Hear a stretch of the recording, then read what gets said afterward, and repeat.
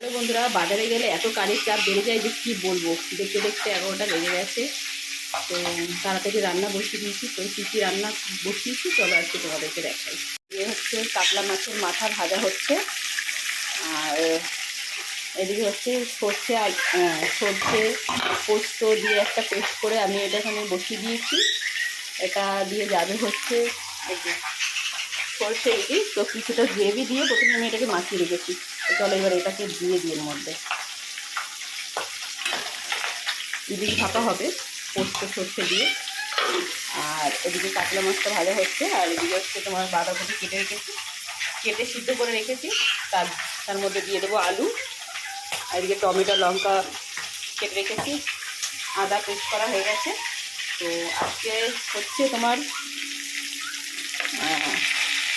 কাতলা মাছ দিয়ে বাঁধাকপি, ইলিশ মাছ ভাপা আর মুসুর